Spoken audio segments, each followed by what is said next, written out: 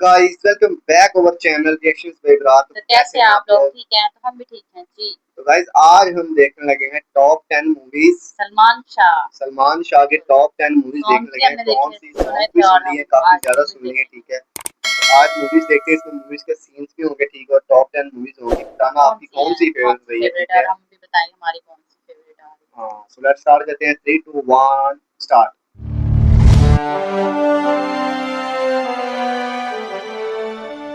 সবাইকে স্বাগতম সিনেমা বিষয়ক চ্যানেল সিনে পয়জনে।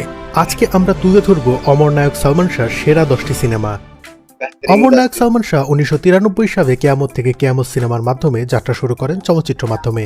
1993 থেকে 1996 মাত্র 4 বছরের চলচ্চিত্র ক্যারিয়ার। এই 4 বছরে অভিনয় করেছেন 27টি সিনেমায়, যার প্রায় প্রতিটি ব্যবসায়িক সফলতা অর্জন করেছে। বাংলা সিনেমার এই বরপুত্রের সেরা 10 সিনেমা বাছাই করা খুবই দুরূহ কাজ। এই কাজটি আমরা করেছি ব্যবসায়িক সফলতা এবং ফিল্ম ক্রিটিকদের মতামত এই দুটোর উপরই ভিত্তি করে।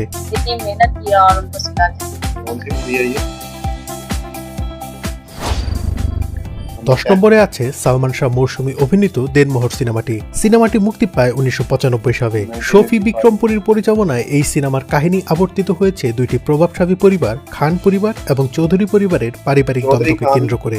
দুই পরিবারের সন্তান সারোয়ার খান এবং রুকসানা চৌধুরী একে অন্যের প্রেমে পড়ে যায় এবং অনেক ঝামেলা শেষে দুই পরিবারকে বিয়েতে রাজি করায়। কিন্তু বিয়েতে রুকসানার বাবা আমজাদ চৌধুরী 50 লাখ টাকা এবং 100 একর জমি দেনমোহর দাবি করে। সারোয়ারের বাবা দেওয়ার খান এতে খুবই অপমানিত হয় এবং সে টাকা দিতে রাজি হয়, কিন্তু টাকা পরিশোধ করার পরে রুকসানাকে বাড়ি থেকে বের করে দেয়, যাতে করে চৌধুরী পরিবারকে একটি শিক্ষা দিতে পারে। এরকম পারিবারিক দ্বন্দ্বের গল্পেই এগিয়েছে এই সিনেমা। 9 নম্বরে যে সিনেমাটিকে আমরা রেখেছি সেটি হচ্ছে অন্তরে অন্তরে। এই সিনেমাটি মুক্তি পায় 1994 সালের 10 জুন। সিনেমাটি পরিচালনা করেছেন শিবলি সাদিক। সিনেমাটির গল্প আবর্তিত হয়েছে দাদি ফাতেমা রওশন চৌধুরী এবং নাতি শানকে ঘিরে। বিদেশি মেয়েকে বিয়ে করার জন্য ফাতেমা রওশন চৌধুরীর স্বামী তার নিজের ছেলেকে ত্যায্য করে দেয় এবং মৃত্যুর সময় তার স্ত্রীকে বলে যান ছেলেকে এবং তার নাতিকে যেন কখনোই এই জমিদার বাড়িতে স্থান না দেয়। ফাতেমা রওশন চৌধুরী এক জেলের মেয়ে ঝিনুককে নিয়ে এসে পালিত নাতনি হিসাবে চৌধুরী ফিরাতে স্থান দেয়।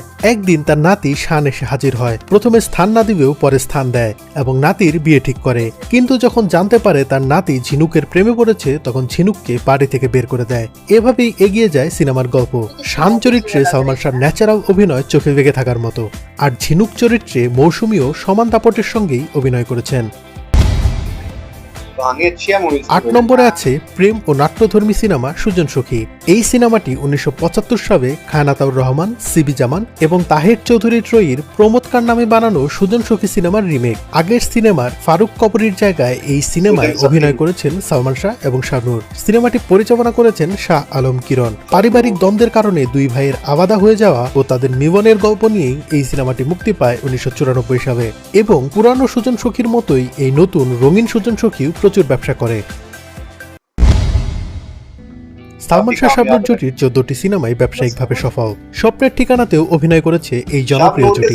যদিও এই সিনেমার গল্প খুবই সাদামাটা, আমাদের চিরচেনা বড় লোকের ছেলে এবং গরিবের মেয়ের মাঝের প্রেম জাতীয় গল্প, সাথে আছে স্মৃতিশক্তি হারানো এবং ত্রিভুজ প্রেম। কিন্তু দর্শকরা বুঝে নেয় এই সিনেমা এবং আয়ের দিক থেকে এটি সালমান শাহর সবচেয়ে বেশি আয় করা সিনেমা। এম এ খালেক পরিচালিত এই সিনেমাটি মুক্তি পায় 1995 সালে। শুধু গদবাদা রোমান্টিক ঘটনার গল্প নয়, অন্য স্বাদের গল্পতেও কাজ করেছেন সালমান শাহ, আর তাই তো তিনি কিংবদন্তি হতে পেরেছেন মাত্র 4 বছরের ক্যারিয়ারেই। এই সিনেমাটিও তেমনি ভিন্ন স্বাদের একটি গল্প।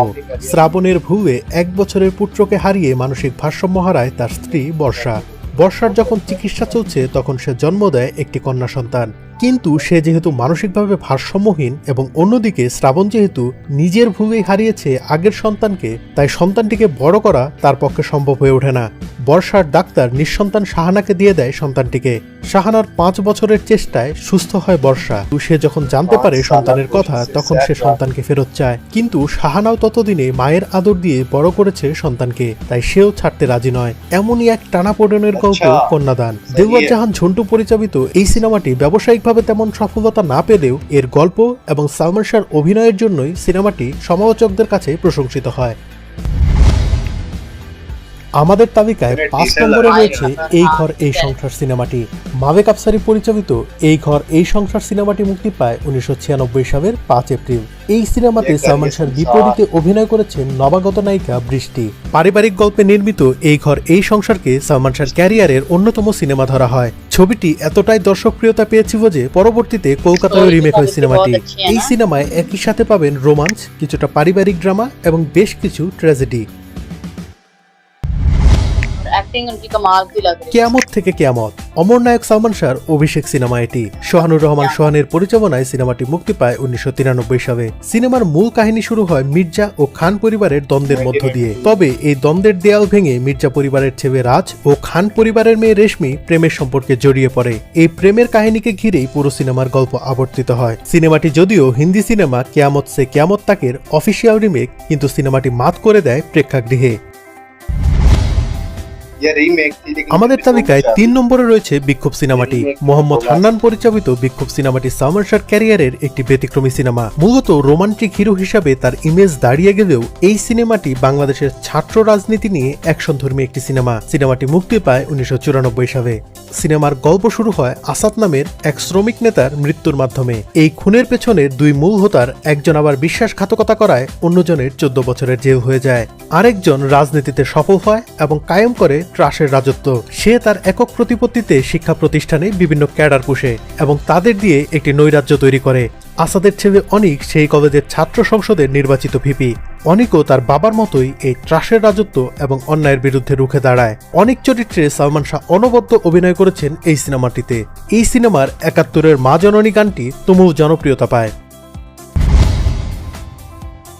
আমাদের তালিকায় 2 নম্বরে রয়েছে আনন্দ অশ্রু সিনেমাটি। সিনেমাটি মুক্তি পায় সালমান শাহ মারা যাবার 1 বছর পরে 1997 সালে। গুণী পরিচালক শিবলি সাদিক পরিচালিত এই সিনেমাটির গল্প আবর্তিত হয়েছে ক্ষমতার মোহ আর প্রেমের দ্বন্দ্ব নিয়ে। প্রভাবশালী দেওয়ান বংশের সন্তান দেওয়ান খসরু বাড়ির কাজের লোকের মেয়ে দোলাকে ভালোবাসে। অন্যদিকে দেওয়ান খসরুর ছোটবেলার বন্ধু ভাবনা মনে মনে খুব করে চায় খসরুকে, আর খসরুর চাচা সম্পত্তির লোভে খসরুকে ইনজেকশন দিয়ে পাগল বানিয়ে ফেলে। একদিকে লোভী চাচা, অন্যদিকে ত্রিভুজ প্রেম। এভাবেই এগিয়ে চলে এই সিনেমার গল্প। দেওয়ান খসরুর চরিত্রে সালমান শাহর প্রাণবন্ত অভিনয় এই সিনেমার মূল মন্ত্র।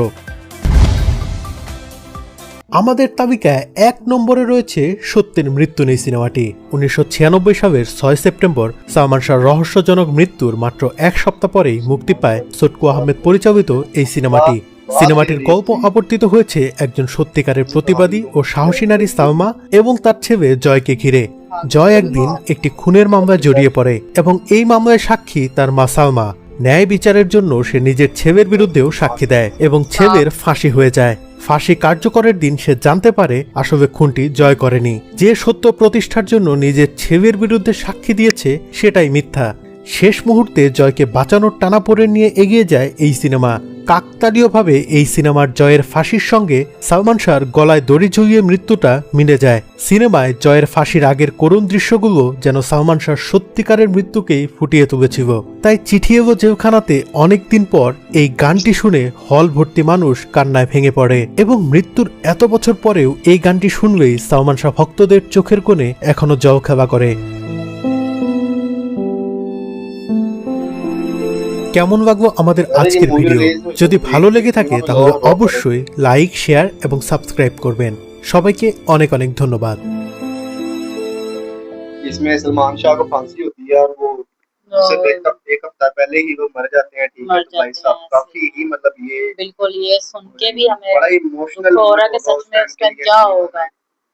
और सच में एक बात बोलूं भाई, सच में बहुत स्टाइलिश एक्टर है और बहुत डिसेंट एक्टर लगा। 4 साल में सिनेमा में इतना रोल किया इन्होंने, ठीक है, इतना मतलब राज किया और अपनी मूवीज की वजह से किया, अपने नाम और अपने एक्टिंग की वजह से नाम, गाने भी कितने प्यारे दिए। सिर्फ 4 साल में 4 साल में हैरान, 4 साल अगर अभी तक होते तो ये क्या करते? बिल्कुल 4 साल में सोचने वाली बात है ना। अगर देखो सलमान खान कितने पुराने थे, शाहरुख खान, अब वो राज कर रहे हैं हर चीजों पे, अब जाके वो बहुत फेमस हुए हैं। ठीक है, तो जैसे शाकिब खान है, निस्बत ज्यादा आप यानी कि सोशल मीडिया का वो दौर आया ना, तो ज्यादा फेमस हुए हैं। तो जैसे शाकिब खान लगा लो, ठीक है, और एक्टर्स हैं, ठीक है, देव लगा लो, और ठीक है और भी हैं, ठीक है, जीत है, ठीक है, और ये सलमान शाह। अगर अब तक ये जिंदा होते तो भाई ये क्या होते। इनके साथ हुआ क्या, इनको क्या वो हुआ मैं था, लास्ट ये वीक आपने मैंने कमेंट देखा में ना, मैंने लाजमी पहले बताना वीडियो है। में पूछा था, शायद मुझे कोई कमेंट आया हो, मैं पढ़ूंगा। हाँ और आप मुझे लाजमी कमेंट बताना है करके कि क्या हुआ बताना अगर हमें इनकी वीडियो के बारे में कोई बायोग्राफी मिली ना, इनकी बायोग्राफी की है, था। हाँ कैसे क्या क्या ये करते थे, क्या था इनके पास, जो भी था सारा कुछ, हाँ, इनकी फिर हम उस बीवी पर वीडियो बच्चे बनाएंगे। अगर थे तो हम उस पर एक वीडियो बनाएंगे। उस वीडियो के लिए चैनल को सब्सक्राइब कर दो, लाजमी वीडियो को करेंगे। लाइक कर दो। सो मिलते हैं नेक्स्ट वीडियो में, तब तक के लिए अल्लाह अल्लाह हाफिज। हाफिज।